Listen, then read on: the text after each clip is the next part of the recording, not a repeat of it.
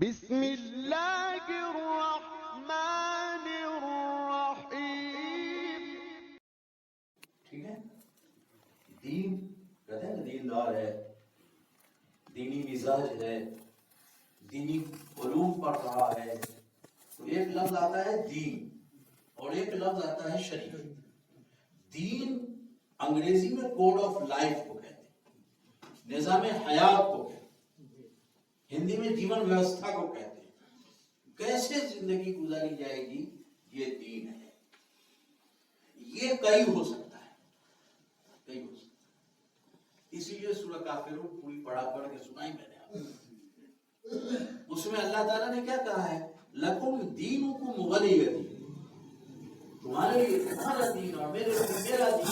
اس کا مطلب ہے کہ کفار اور مشرکین اور عیسائی اور نصارہ اور یہودی ان کے پاس بھی دین ہے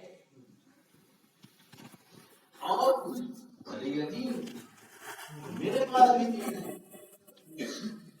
تو دین کا لفظ جو ہے مشترک ہے، سب کے لیے استعمال ہو سکتا ہے.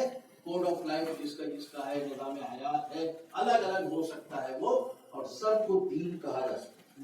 قرآن میں جب اللہ نے کہہ دیا تو ہم کون ہوتے ہیں ادھر ادھر. دوسرا لفظ استعمال ہوتا ہے شریعت. دوسرا لفظ ہے شریعت. یہ شریعت خاص ہے اسلام کے لیے. جدید اصطلاح اسلام کے آنے کے بعد کا مطلب ہے کہ اسلام کا وہ ایڈیشن ہے. اسلام تو حضرت آدم کے وقت سے، اسلام کا وہ ایڈیشن جو آقا صلی اللہ علیہ وسلم سے کر کے آئے، اس کے لیے شریعت کا لفظ استعمال ہوتا ہے. تو شریعت خاص ہے اور دین عام ہے. اسی لیے اس کا عنوان رکھا گیا ہے تفہیم شریعت. تفہیم دین نہیں، تفہیم ادیان نہیں، تفہیم شریعت کا مطلب یہ ہے کہ اسلام کے جو احکام ان کو سمجھانے کی کوشش. دقت یہ ہے کہ ظاہر ہے کہ جب پوری زندگی اور زندگی کے ہر شعبے سے تعلق رکھنے والے لوگوں کے لیے احکام ہیں، بچے بوڑھے جوان عورت مرد سب کے لیے احکام ہیں اس میں، تو 10-20 منٹ میں کیسے سمجھایا جائے گا؟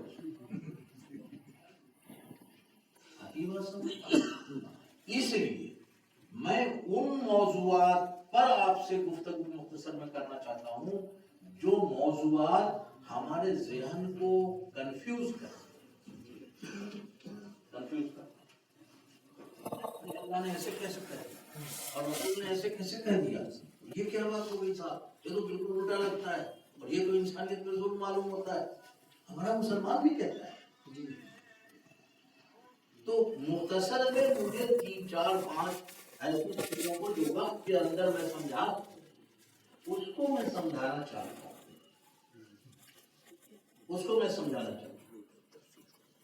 اللہ تعالیٰ نے جو شریعت دی اور شریعت کے جو احکام ہمیں دیے وہ ہمیشہ ہمیشہ کے لیے، قیامت تک کے لیے. تو اللہ نے صاف اعلان کر دیا لا تبدیل لکلمات اللہ.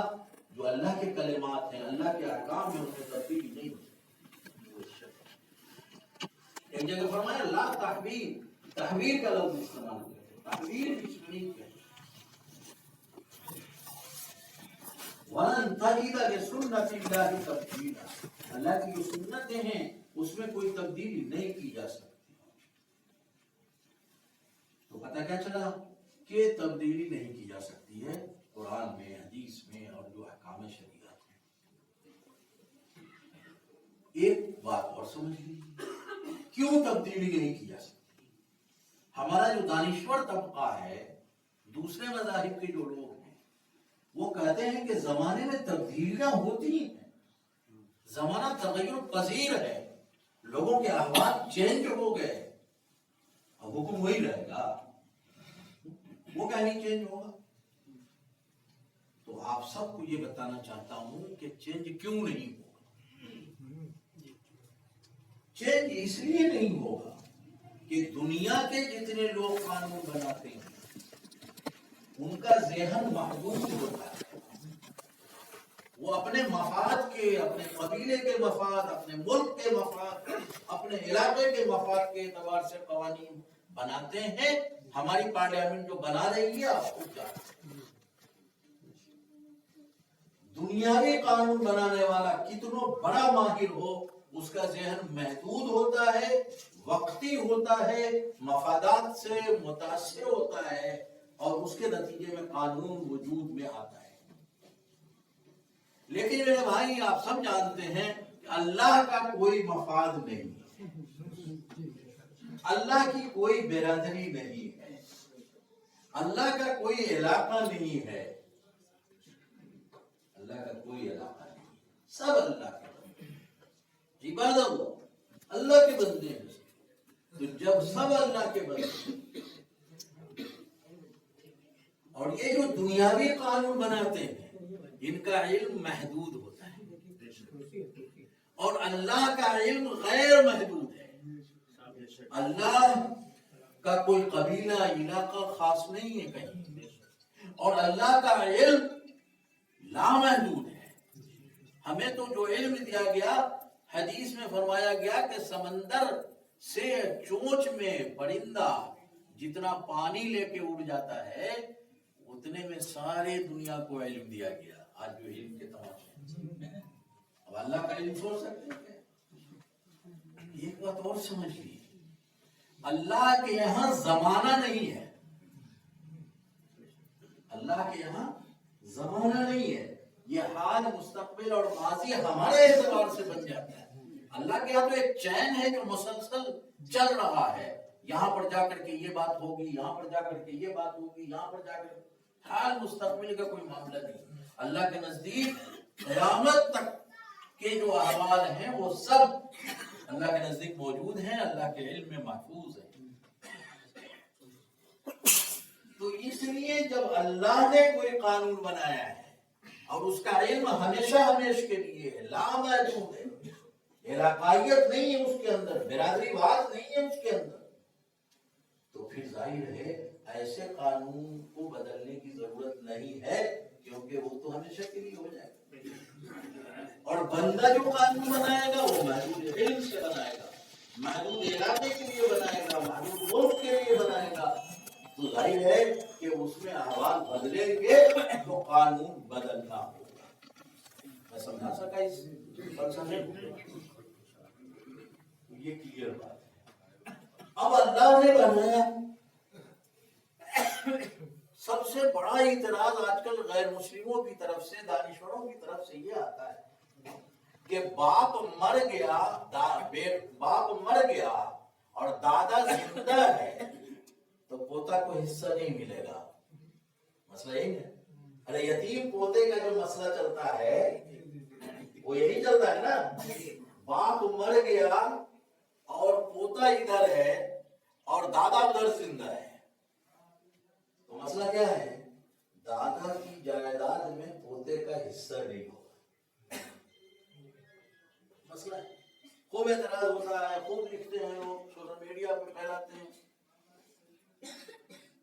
26 شکلیں ہوتی ہیں، 26 دادا اور پوتے کی وراثت میں. 26 شکلیں. 26 میں یہی ایک شکل ہے جس میں ترکہ سے معلوم ہوتا ہے پوتا، دوسرے میں نہیں معلوم ہوتا ہے.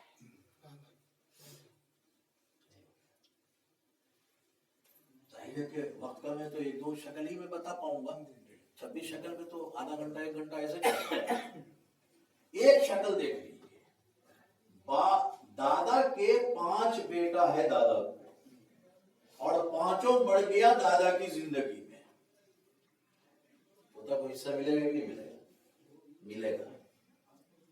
پوتا کو حصہ ملے گا اس لیے کہ اب تو سب پوتا ہی بچ گیا ہے، پوتا پوتی بچ گئی ہے. یہ حصہ کب کٹتا ہے؟ جب بیٹا موجود ہے، دوسرا بیٹا موجود ہے. ایک بیٹا مر گیا، دوسرا موجود ہے.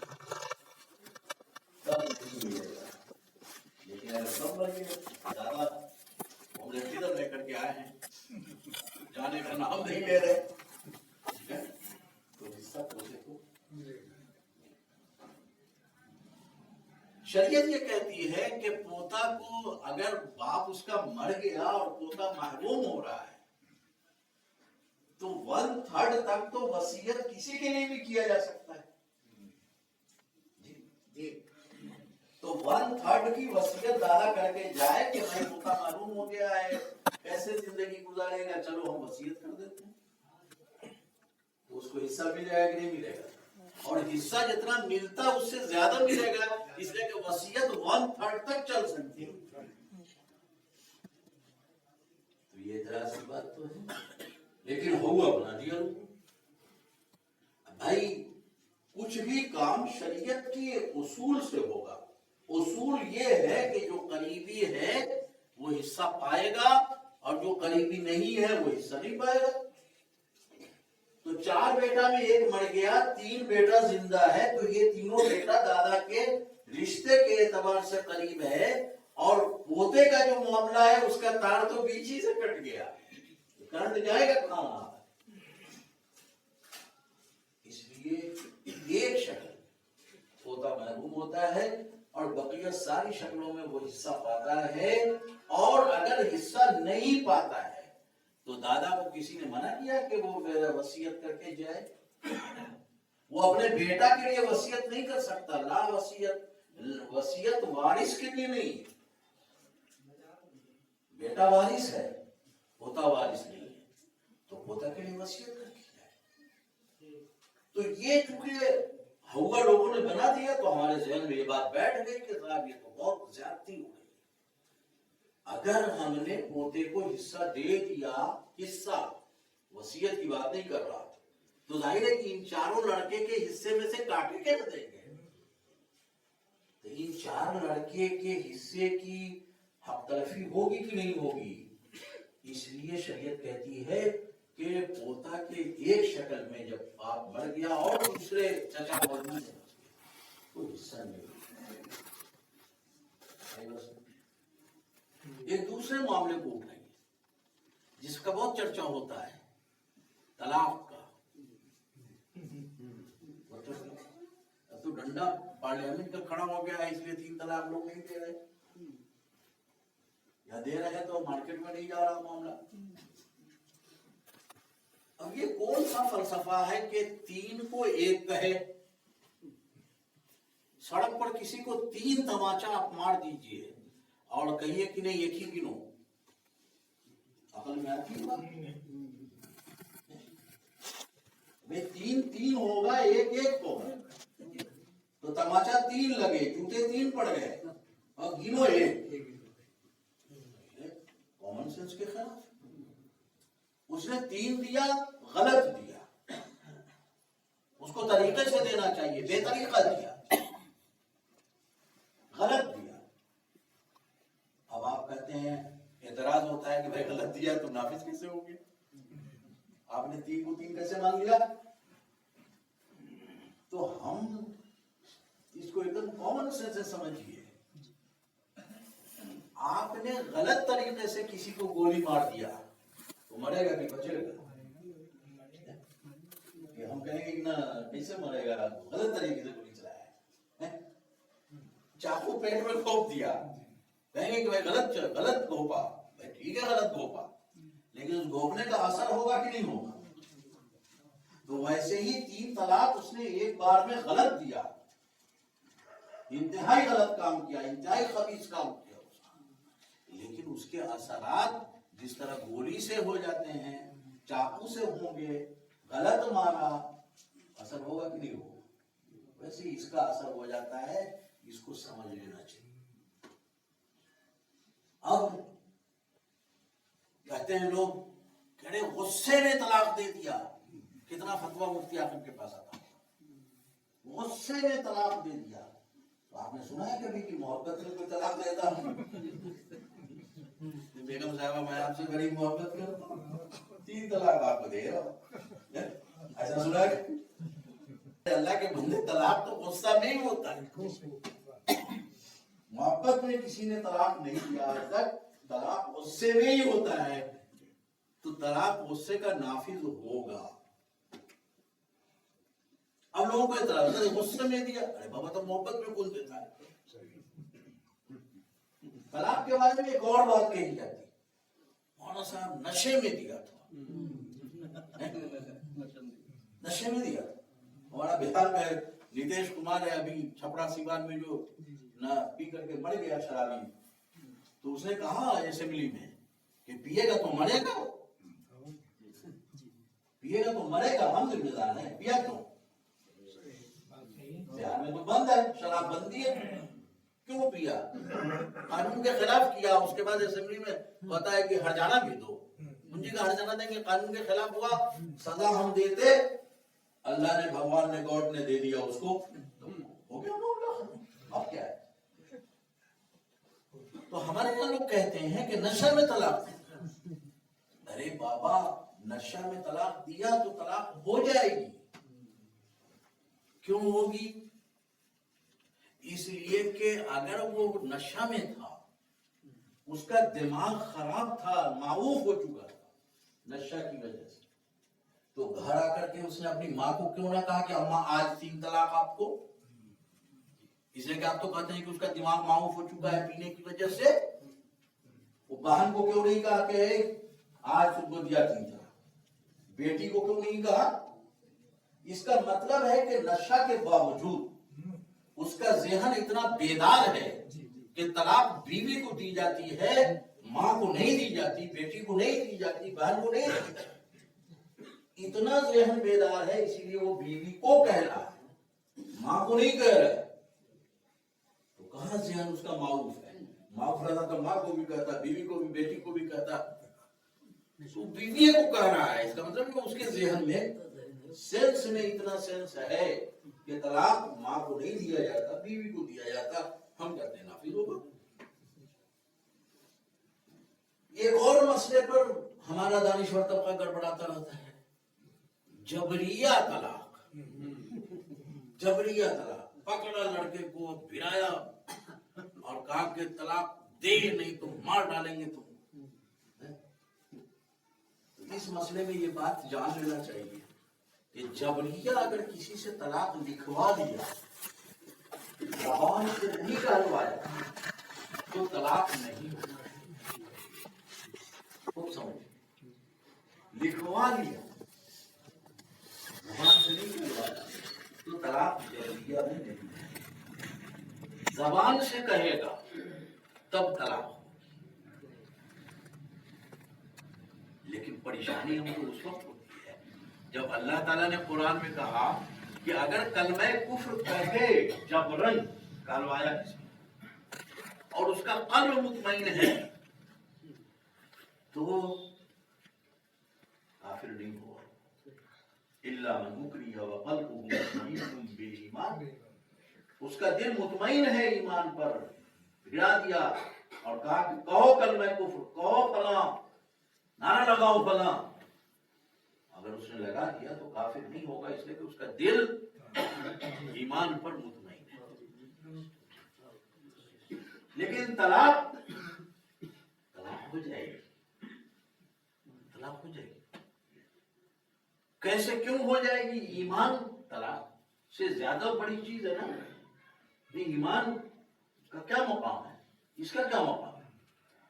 تو ایمان میں جبر پر کافر نہیں ہوتا کلمہ کفر کہنے سے. لیکن طلاق اگر جبریہ کہلوا دیا زبان سے بھی تو واقع ہو جاتی. اس کو بھی سمجھ لیجیے. ایمان تصدیق قلبی کا نام ہے، دل سے. تو جب اس نے کلمہ کفر کہلوایا تو دل تو مطمئن ہے نا، تو دل سے چیز نہیں نکلی، دل سے نہیں نکلی، دل تو مطمئن ہے اس کا. الا من اکرہ وقلبہ مطمئن بالایمان، کافر نہیں ہوگا. لیکن نکاح، طلاق اور غلام کو آزاد کرانے کا جو پہلے تھا، اس کا محل یہ زبان ہے، دل نہیں ہے، یہ زبان ہے. اور طلاق اس نے زبان سے کہہ دیا تو طلاق واقع ہو جائے گی، اس لیے کہ جگہ سے چیز نکل گئی. ایمان نہیں جائے گا، اس لیے کہ ایمان تو یہاں تھا، وہ تو نکلا ہی نہیں تھا. جگہ سے ایمان نہیں نکلا تو تو ایمان باقی رہے گا. اور طلاق اور نکاح کا محل زبان ہے، اسی لیے آقا صلی اللہ علیہ وسلم نے فرمایا کہ اس کا مذاق بھی صحیح ہے، اور صحیح تو صحیح ہے ہی ہے، زبان سے نکل گیا. اسی لیے بھیرانے کے بعد اگر زبان سے نہیں کروایا ہے تو یہ واقع ہوگی، اس لیے کہ جگہ سے نہیں نکلا، قلم ہاتھ سے نکلا. ہاتھ سے نکلنے سے نہیں ہوتا. آئی بات سمجھ؟ اس کو ایک اور طرح سمجھ لیجیے. اس نے کیا کہا؟ ریوالور بھیرایا، کہا کہ یا تو اپنی جان دو یا اپنی بیگم کو چھوڑو. یہ نا مطلب ہے بھائی. وہ بھیرایا کیا کہا؟ یا تو اپنی جان دو، نہیں چھوڑو جان دینا پڑے. تو آپ نے کہا کہ اچھا بیوی تو دوسری بھی آ جائے گی، جان بچا لے بھائی. جان بچا لیں گے تو دوسری تیسری چوتھی تک آ جائے گی، مسئلہ نہیں. تو آپ نے کہا کہ ٹھیک ہے، ہم طلاق دے دیا اپنی جان بچانے کی. لیکن آپ یہ بھی کر سکتے تھے کہ اپنی جان دیتے تھے، بیگم کو بچا لیتے. اب آپ کہیں مر ہی جاتے تو بیگم کو بچانے کا کیا ہاتھ ہی ہوتا؟ آتے نا بات. تو بیگم کو بچانے کا حاصل یہ ہوتا وہ آپ کے کروڑوں کی، آپ کے مرنے کے بعد اس کی زندگی اچھی ہو. تو آپ نے اپنی جان کو سوچا، اس کے مفاد کو نہیں سوچا. اس کو کہتے ہیں الاختیار بین الامرین. کیا مطلب؟ بین الامرین، دو چیزوں میں آپ کو اختیار دیا گیا کہ اس کو چن لو یا اس کو چن لو. طلاق کو چن لیا، اپنے کو بچا لیا. تو اختیار کے ساتھ آپ نے دیا. دیکھنے میں تو جبر لگتا ہے، لیکن اصلاً کیا ہے؟ دو چیزوں میں آپ نے اختیار دیا تھا. اس میں جان کو یا طلاق کو. آپ نے کہا جان بچے گی، لاکھوں پائیں گے، کتنی بیوی ہے. آپ اگر جان کو نہیں چنتے، بیوی کو چنتے، تو آپ کے بعد ترکہ میں اس کا حصہ ہوتا. اب جو آپ نے طلاق دے دیا تو وہ تو گئی بیچاری، اب ترکہ میں حصہ نہیں ہوگا اس کا. تو طلاق کی یہ مختلف شکلیں جن کے بارے میں بہت کنفیوژن میں ہم رہتے ہیں، اور مسلمان بھی رہتا ہے. یہ مولوی صاحب ہم کو کیا ہوتا ہے؟ بس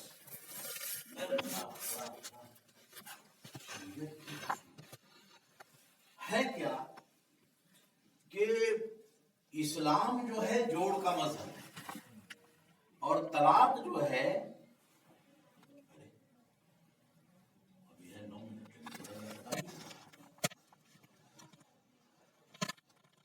طلاق جو ہے توڑ کا نام ہے، اور نکاح جوڑ کا نام ہے. تو جوڑ، اسلام جوڑ کا مذہب ہے، جوڑنا چاہتا ہے. لیکن آپ کو ذہن میں بات آتی ہوگی کہ جوڑ کر کام تو 10 تو شرط لگا دیا اس میں.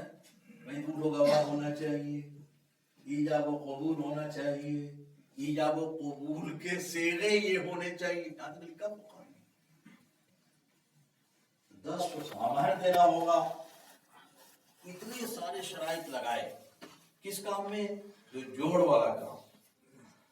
اور طلاق میں کوئی قید نہیں لگائی سوائے اس کے کہ MC پیریڈ کا خیال کر لے. کوئی قید نہیں. اب ذہن میں بات آتی ہے کہ کیا بات ہے؟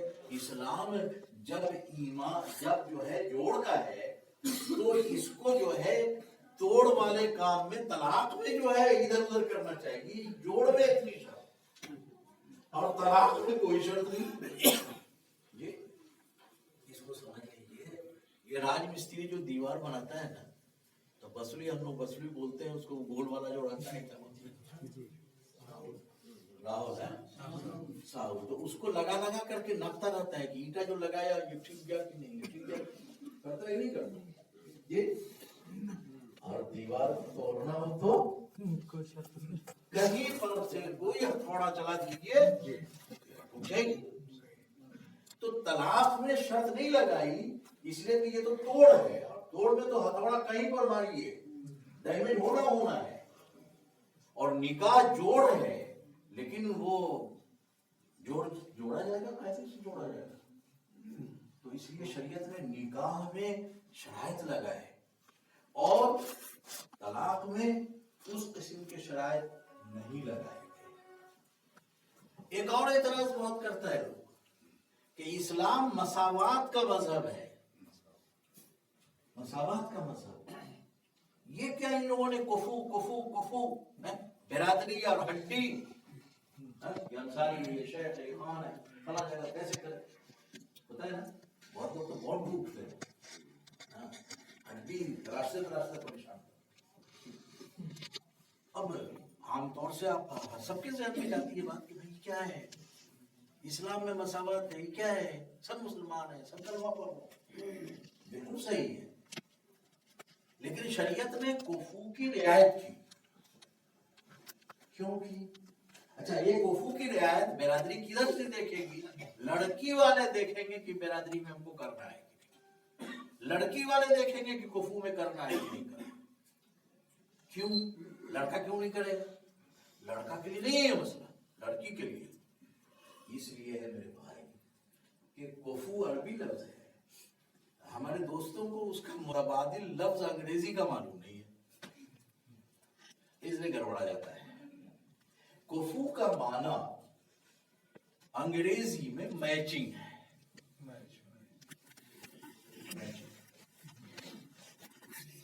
شریعت کہتی ہے کہ دین میں میچنگ لازم ہے، اس کے بغیر رشتہ نہیں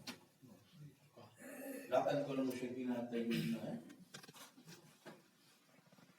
شریعت ایک ہی پابندی لگاتی ہے، کہتی ہے دین میں میچنگ ہونی چاہیے، اس میں کوئی سمجھوتا نہیں۔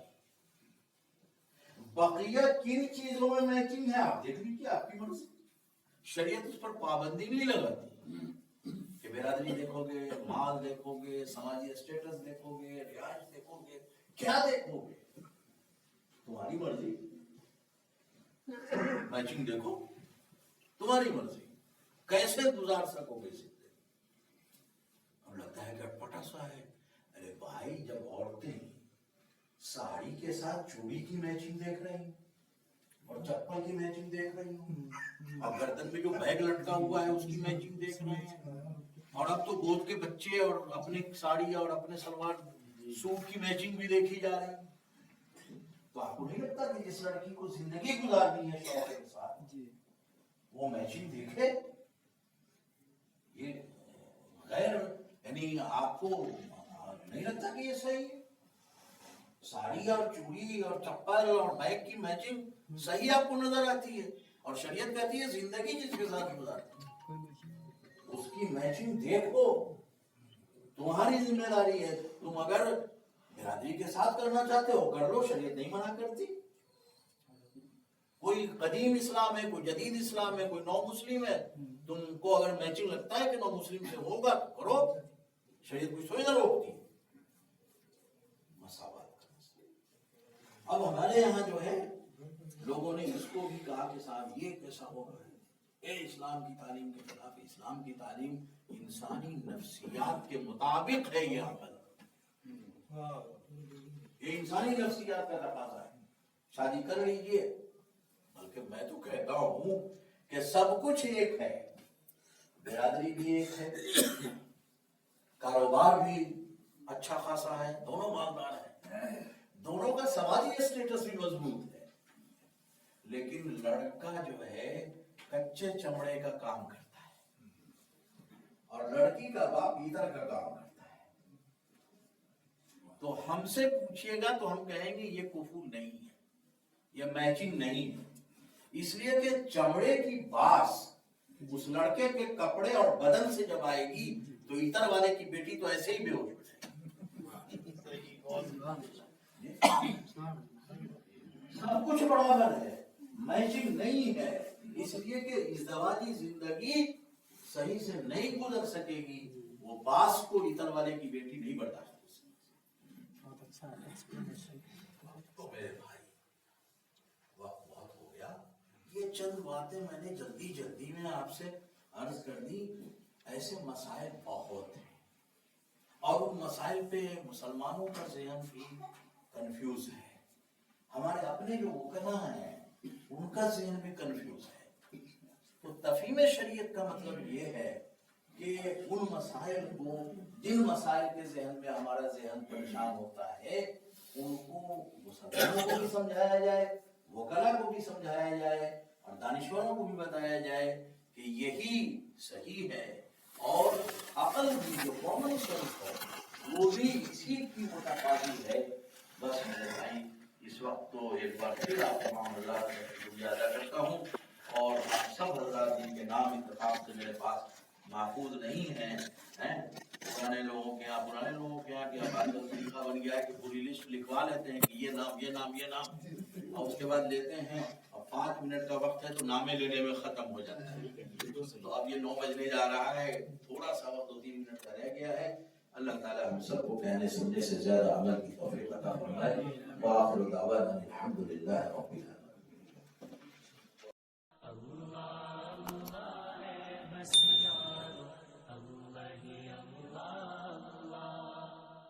وہ سب کا مالک ہے، وہ سب کا مالک ہے، جس کا عرش معلیٰ اللہ اللہ ہے۔